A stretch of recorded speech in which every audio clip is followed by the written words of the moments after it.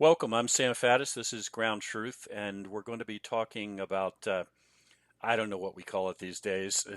The great coup attempt, Spygate, the Russia hoax, the whole ball of wax, and we're hmm going to be talking about it with an old friend, an old colleague, Sabrina DeSousa, who uh, uh, we've done shows previously together. Sabrina served her country for many years. She ultimately was sort of hung out to dry by the Obama administration as some sort of scapegoat for an alleged CIA operation in Italy, and then just basically cut away, if not formally set up by people like former director Brennan, who couldn't lift a finger to prevent her from facing consequences for something that if it occurred, that the U.S. government was responsible for. But today, we're going to, Sabrina and I are going to sort of pool our insights here to talk about the whole Spygate thing, and what it means. Sabrina, welcome. Thank you, Sam. So, look, let me just tee this up, and you and I have talked off air a couple of times recently on this hmm topic, but just to kind of intro folks that are jumping into, if you will, this conversation that's ongoing between you and I. Just in the last few days, there have been these revelations, if that's the right term, where a handful of documents pertaining to the prosecution of former Lieutenant General Flynn and the FBI's actions against him have been declassified. They've been redacted, in other words, portions of them blacked out, but then otherwise released. And they obviously, I don't want to get lost in the details of these, folks can find all of this online, but they paint a very, very unsavory picture of the FBI going after a guy who was, by that point, national security advisor to the new president of the United States, and apparently from the outset with only one goal: to entrap him in some way and destroy him and prosecute him and have him removed from his office. So, I'm happy to see that piece of information come out. But one of the things that troubles me, and I know troubles you, is that once again, even when we have these little bits and pieces of information that come out, the press, even if they acknowledge that it came out, start almost immediately characterizing it as if all we're looking at are isolated little actions by handfuls of individuals. Maybe they broke a few rules. Maybe they were overzealous. Maybe even somebody needs to be prosecuted. But that's all this is. In other words, there is no big picture here. And I personally think that is absolutely fundamentally wrong. That this is none of these things that dribble out periodically are isolated actions by individuals. That what we're looking at is a plot, what we're looking at is a conspiracy. Over to you. What's your take on this? Oh, I absolutely agree with you. And to me, the most astounding part is that no one sees that this was an attempt to bring down the presidency of the United States. I mean, how often have we tried to do that? And it's our own intelligence agencies and law enforcement doing it. So, so you talked about Flynn. So in December, when the Horowitz report came out or the Mueller report came out, all these characters who were involved, Comey, Brennan, and Lisa Page, just from their tweets, took a victory lap. Oh, look, there's nothing to see here. And then it took four little footnotes to be declassified. And suddenly it was like, oh my God, really? This is what's going on? Because then, with those four footnotes, every American citizen suddenly looked at themselves and go, the FBI can actually do this to a citizen? Literally. Entrap, get them to lie, because this was the focus of this whole Flynn interview after he was named National Security Advisor. We go there, they're going to make him lie. And even worse, you hear the opposing argument saying, oh, but that's all normal. That's what the FBI does anyway. They're allowed to do it. It's standard operating procedures for them. That really is very, very scary, particularly since General Flynn really was allowed to talk to the Russian ambassador. He was the incoming National Security Council. Nothing he was doing with that phone call and with Russia was illegal. The Logan Act, who's ever used the Logan Act. But what we need to really focus on now is intent and motivation. Why? Why did they want to get rid of him? Because he was close to the president. The president was an outsider from the Washington entrapment that goes on, and he would have seen through the whole scheme to get to the president. They tried once. They tried before the elections, right? Plan A was Clinton's going to win, everything's going to be fine. But just in case, let's put Plan B into motion. You know, where we worked, we always had to have a Plan B for Plan A, right? And the Plan B was going on, and then it was ramped up after the elections overseas. So I want to move on here to a couple of other, or I want to, I don't know the move on is the right word. I want to add a couple of other dimensions. The first one would be this. So far, especially in recent months, the focus of everything that has come out has been the FBI. And it's horrifying. Right. It's horrifying enough. And it's crystal clear that this runs directly to the top. In fact, the whole thing that we were just talking about with Flynn, the FBI actually closed that investigation, and it was reopened at the direction of Peter Strzok. And this is in these footnotes that were released. It's explicitly said by Strzok when he orders it reopen that it's being done at the direction of the seventh floor, which in the FBI, just like in the agency, is code for the top guys. That's the top building. That's where all the leadership is. And in fact, we know that Comey, who is the very head of the FBI, bragged about the fact that he personally sent these guys over to talk because he could. Right, because he could. Exactly. He bragged about it. He was so proud of himself that he did this. Okay, so this is all horrifying enough. But even this, in my opinion, doesn't grasp the full scope of this, because this was not just the Bureau, I don't think. I mean, we know that Brennan, the head of the CIA, sort of kicked off the whole focus on the Trump campaign by establishing what he calls, I use his terms, a fusion cell at the top of the Central Intelligence Agency, which included representatives of at least FBI, CIA, and NSA. So this is all open source. I mean, again, Brennan has bragged about that.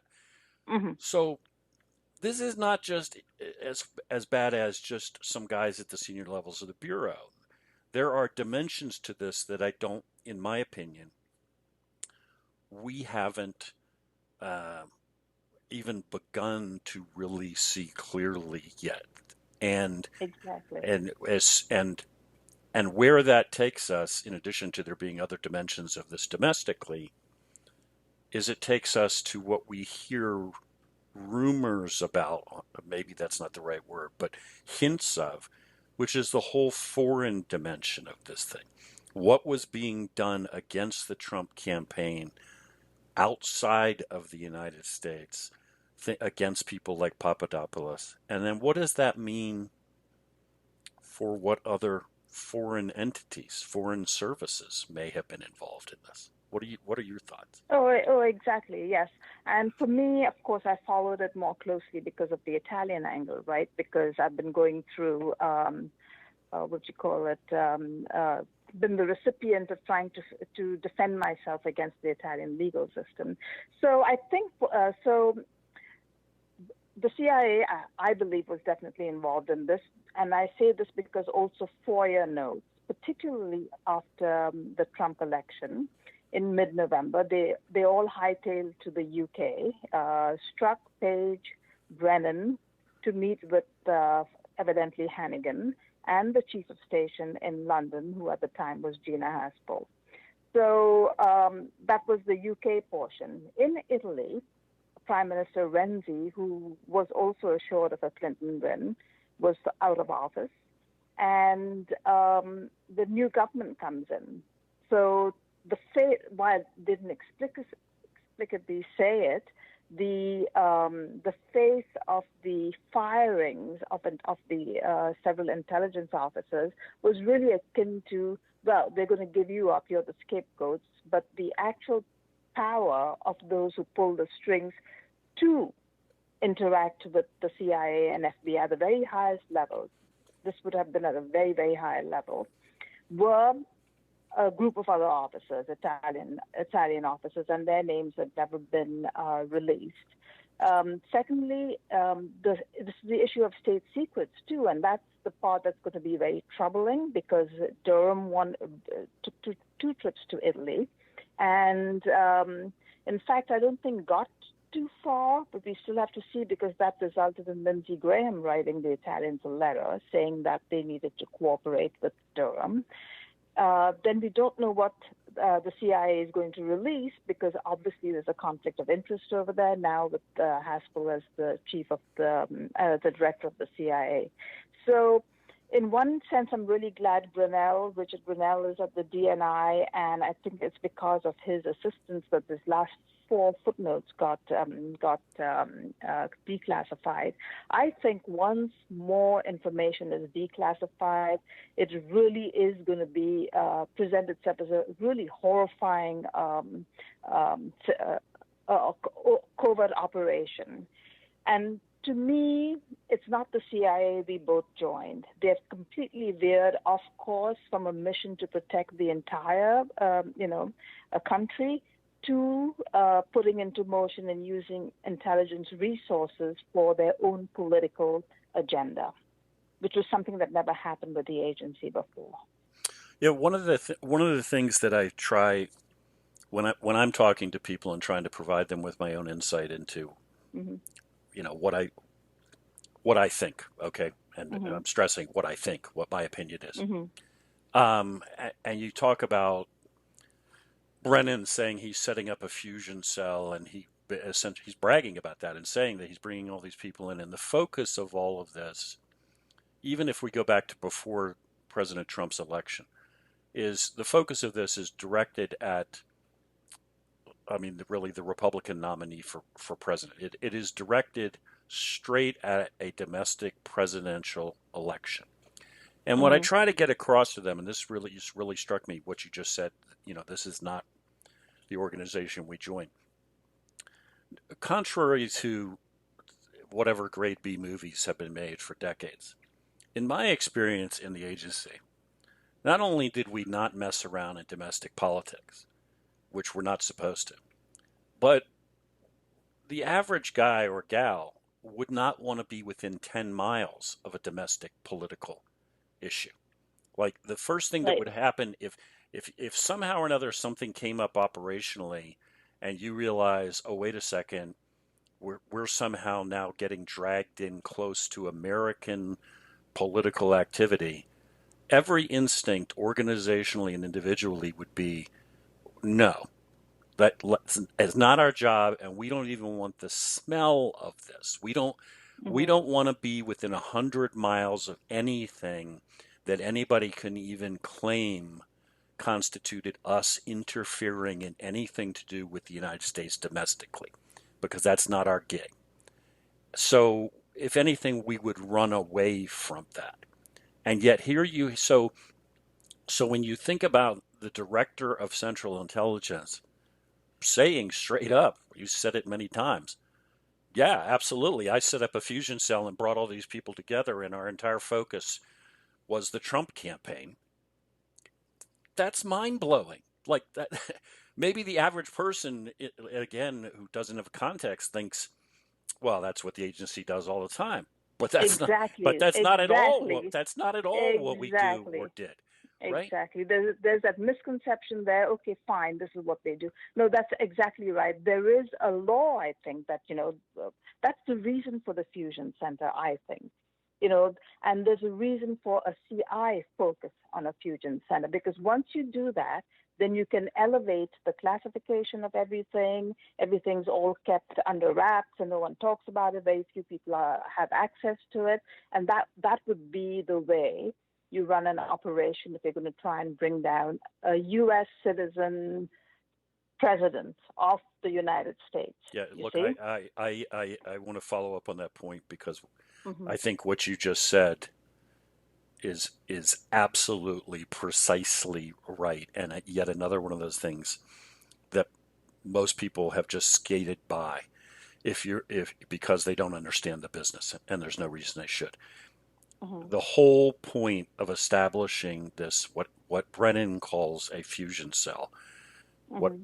but what is in fact, I won't use the exact terminology because maybe that's classified, but what we're talking about Mm-hmm. is a counterintelligence unit.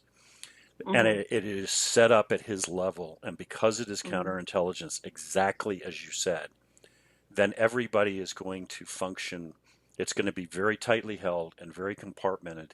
And the explanation to anybody who wants to ask questions within the organization is it's a CI, a counterintelligence thing, meaning don't ask any questions, meaning you're Yes. meaning you're not going to be fully briefed and don't expect to be fully briefed. And therefore it gives you the capacity to reach out and tell people all over the organization to do things, and none of them are allowed, well, not, I won't say none of them, but many of them would never be briefed on the broader context. They would never understand what the big op was they were part of, because they would be told it's a CI thing, need to know, don't ask. Right? Yeah. That's what we're Exactly. saying. Exactly. Right. And when you're talking about this case, and again, for me, I tell you why. I just look at this, and I look at the rendition in which I was accused of, and I'm still fighting 10 years later. Everything is exactly the same way. It just went exactly the same way. With all the aspects are all the same. You know, the state secrets, and you're trying to fight something with blindfolded, both hands tied behind your back, and you're constantly then allowed to run, and you're running up against these walls, you see. And that's what's happening over here. Plus, there's a whole propaganda machine, again, going back to my own case, of the CIA goes into action, you know, with the misinformation, the leaks, and all the rest of it. And this is so so you can't say that there's absolutely no way you can say the CIA wasn't involved in this whole process. And also, where Brennan is concerned, you just have to look at his tweets to look at intent and motivation. He hated Trump from day one, and this is pretty much what leads. If the same thing with Flynn. Okay, then you look. Okay, they dropped the case against him. Now, why would they decide to go after him again? You see, it's always to do with intent and motivation and all these Right. cases. Well, the other thing we should probably, just since we're touching on Flynn again, the other thing we should make clear for folks that maybe aren't, maybe aren't following the case that closely, or Mm-hmm. maybe are just fed up with the case and can't take it anymore. But the FBI goes over to interview the brand new national security advisor to the president of the United States. Mm-hmm. He'd been in office all of 4 days. Mm-hmm. This is a retired lieutenant general who used to run the Defense Intelligence Agency. So he's not exactly a schmuck. He's a pretty serious guy and a respected individual. The phone calls that he had with the ambassador to Russia, with the Russian ambassador to the United States, I'm sorry, which is what they ostensibly go to talk to him about. The Russian ambassador's phone was tapped, as Mm-hmm. you would expect. No Russian ambassador's phone inside the United States is not monitored by American intelligence 24/7. And he knows it too. Of course, the Russian ambassador Mm-hmm. knows that, and of course, Mm-hmm. Flynn knows that. Mm-hmm. And the FBI listened to all of that and already had made an official determination that not only do these two guys obviously know that other people are listening, but there is no wrongdoing. They had Exactly. already determined that there was no crime or anything close to a crime. And yet they went Right. over to conduct an interview with the direct purpose, as is now established from these documents, of one way or the other getting Flynn to say something that it would allow them to destroy him. The brand Right. new And national security advisor to the brand new president of the United States, who they already closed the investigation once, and they've already listened to the recordings, and they know nothing wrong happened here, and yet they mm-hmm. still go at the direction of the head of the FBI explicitly to one way or the other destroy this man and tear him down. That's Yeah, I think the other chilling part. So that was the Logan Act that they were trying to get him to admit to something, and a law that they haven't used in centuries, I think, and is right. not enforceable or is really supposed to be unconstitutional. But also the president had discussed his desire to reframe the whole Russia relations, and negotiate some areas like he was going to do anyway. The part that should bother all Americans is that Flynn, when he pleaded guilty to save his family because they were trying to pressure his family again, which is supposed to be normal, he did not know that there was evidence that existed that was not given to him. You see? Right. He didn't know any of that. Right. And that is what's showing up these days. So can you imagine for 3 years, he had no idea all this information was out there. He found he was up against the wall and forced to admit he was guilty of something he didn't do. And now only all of that's coming out, you see? So that is really, really disconcerting. But even more so is that everyone says, well, that's normal. That's what the FBI is allowed to do. They're allowed to threaten you. They're allowed to pressure you. And they're allowed to try and find out if they're going to lie about something. That is the scariest thing possible. It really is. Yeah. I bet you wonder if that's true. Then is that down that road is just some sort of totalitarian nightmare where they can just destroy anybody they choose to destroy. We should add, by the way, that Flynn had left under the Obama administration. He was head He of was fired, right? DIA, basically got fired Mm-hmm. by Barack Obama. Mm-hmm. Barack claims he was doing a terrible job running DIA. What Flynn says straight up, and his defenders say, is basically my crime was I disagreed with the Obama administration about their policy on Iran and counterterrorism. But Right. leaving aside who's right and who's wrong in that, and I think Flynn's correct. But Mm-hmm. leaving it aside, the thing that I think everybody could admit was anybody associated with the Obama White House and that inner circle Mm-hmm. hated Flynn because not only was he fired and because Mm-hmm. he got crosswise somehow with the president, but he then Mm-hmm. ends up, he's a Fox News commentator, and then he ends up as a Mm-hmm. national security consultant or advisor to President Trump. I mean, campaign candidate Trump, and Mm-hmm. he is traveling the country campaigning with Trump, Mm-hmm. showing up at rallies. So he's Mm-hmm. gone from being Barack Obama's head of DIA to being one of Trump's inner circle. And Mm-hmm. you got to think that has put him like high on the target list of If people. you want to get to Trump, yeah, you got to Yes, eliminate. Yeah, right. you got to He's one get of rid his of key. the general. Yeah. So let me introduce maybe like the last topic for us to kick around this time in this Mm-hmm. episode. With all of this stuff that we've been talking about and all the other myriad pieces of this that we don't have time to revisit, you're looking at the Mm-hmm. scope. You look at the scope of this effort. I think we've agreed already that look, this is not just the Bureau. Clearly, this is Mm-hmm. well beyond that, and clearly, Mr. Brennan, it appears, had to be at the heart of this thing. Mm-hmm. But okay, that's already terrible enough. We have the top two guys and you know the CIA and the FBI involved in this if that's true. But that can't be the end of it. This can't be something that just John Brennan and Comey hatched up together. Why not? Let's go take out the new president.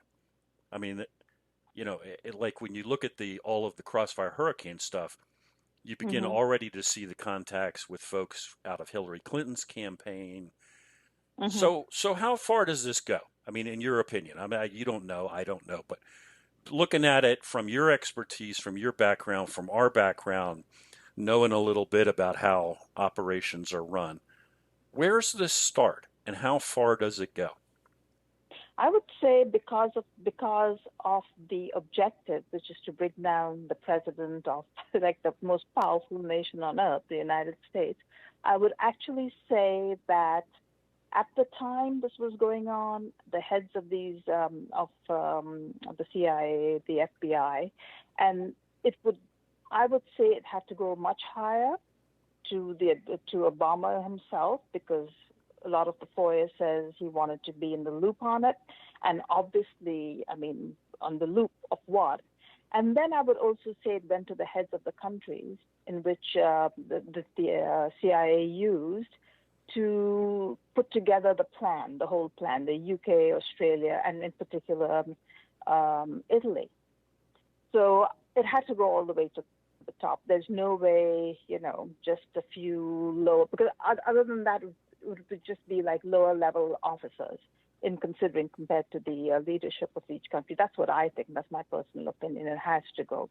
There had to be this kind of support for it, for the cover-up to be initiated, then at the level it has been. There has to be that. There has to be the protection all the way to the top. And when something like that happens, the cover-up is worse than the crime. Yeah, and I guess the other piece of this would be even within the intelligence and law enforcement communities, and particularly intelligence, and particularly at the agency. I should say by way as a caveat, I'm speaking only for me. Mm. I am I am by no means attempting to take out some brush and tar every person in the Central Intelligence Agency with implication in this plot. That is not my intention. That's not my belief. We've already talked about the way this thing was structured from the beginning to allow Brennan to, in my opinion, conduct an operation with a wide scale and yet have built into it from the beginning the capacity to limit who gets to know really what's going on. Mm-hmm. Having said that, I also can't believe, so I don't think there are hundreds and thousands of people running it around CIA who are involved in this. On the other No, hand, they won't. on the other hand, I can't personally imagine that John Brennan did this within the Central Intelligence Agency, even with the mechanisms you and I have talked about, and did not have other individuals who had to have been fully read in on this, by which I mean, in CIA speak for folks listening, in other words, there had to be more than Brennan within CIA who fully understood exactly what this was and what they were part of. That it would be, it's impossible for him to have conducted this on that scale without. And shared the same motivation. Exactly. And they would in other words, it wouldn't just be a matter of Brennan told them to do something and then basically said, you don't need to know. Mm-hmm.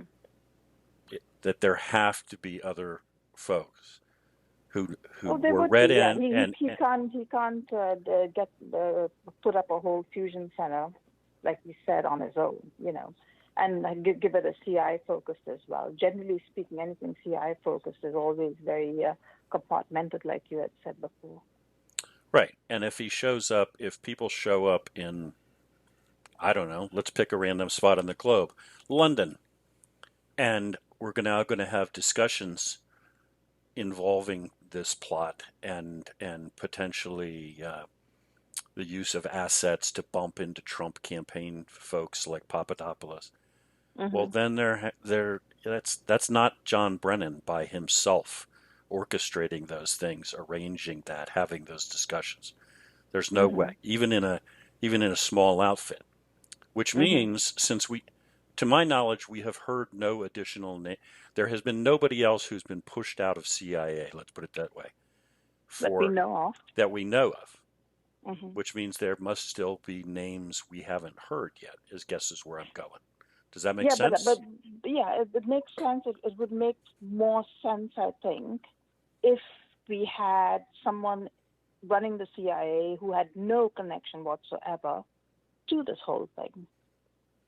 I mean, seriously, because if you have a connection to it, either in the FBI or the CIA, and if you're the director of the certain agency, then you're not going to push anyone else out who was involved. You'd be trying to protect them, so they wouldn't rat you out, right?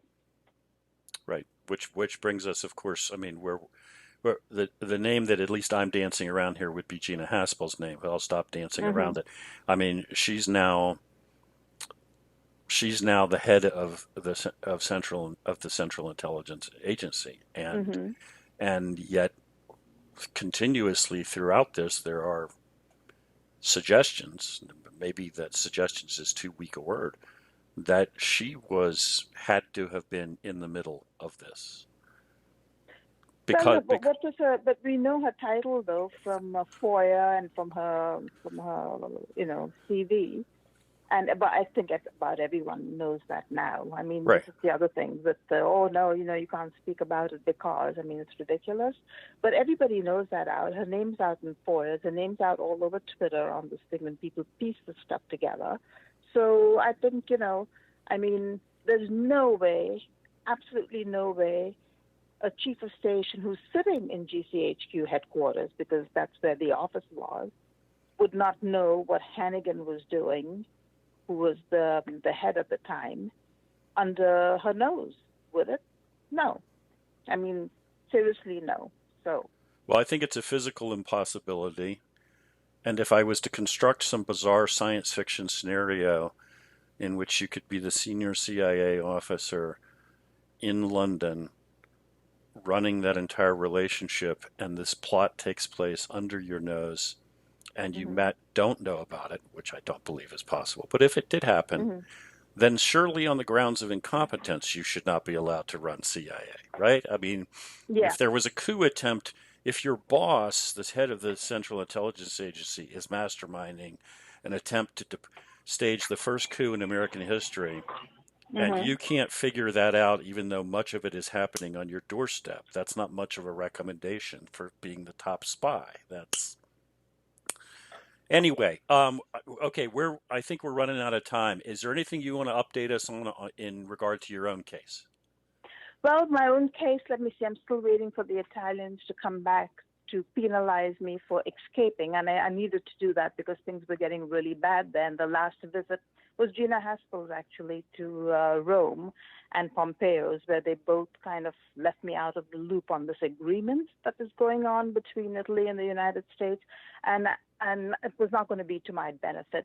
And that's when we go back to my initial our initial point that the CIA has veered off the mission.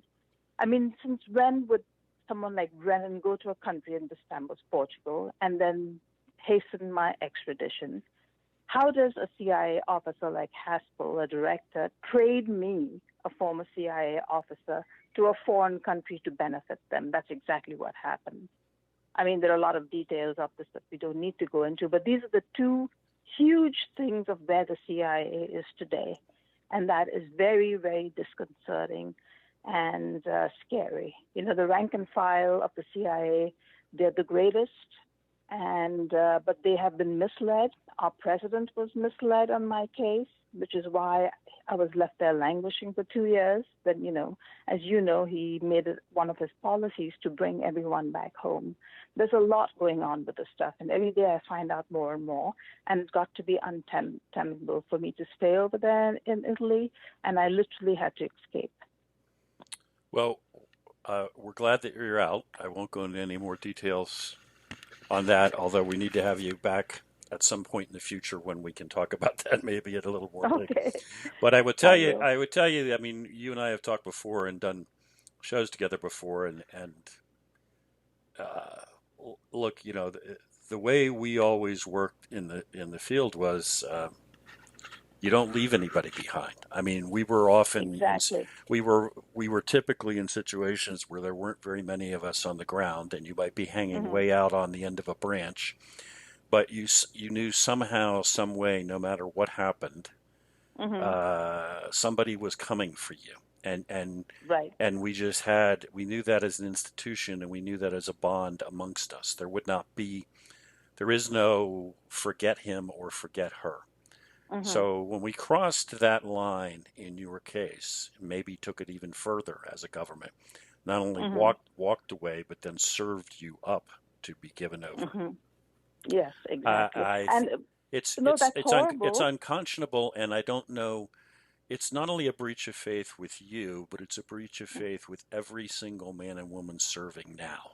All of them Exactly. who are Exactly. out there right now, Mm-hmm. putting their lives on the line every day, and on Mm-hmm. some level, they think that they've been given the same commitment, and yet we've seen that Right. Mm-hmm. that commitment was broken in your case, and it's unconscionable. Yeah, and you know who, since we're talking about General Flynn, you know who was responsible for being the first general to step forward and help me was General Flynn. Michael Hayden threw us all under the bus. David Petraeus did the same thing. And Flynn, a new administration with no baggage, didn't know what the heck happened before, did the thing a general is supposed to do. Stepped up to the plate, didn't judge, and worked in the 2 weeks he was there with the Trump administration, laid the groundwork for me to be released from prison. Yeah, well, God bless him, because you're absolutely right. Absolutely. That's exactly Absolutely. what you're supposed to do. If you're a leader, lead, Mm-hmm. and your number one obligation is to take care of your people. Yeah. That's you don't not not not to cut them away. Sabrina, I want to really thank you for making all this time to talk to us today, and I think provide some very valuable insights. Thank you. Thank you. Bye-bye. And thank you for listening. We'll talk to you next time on Ground Truth.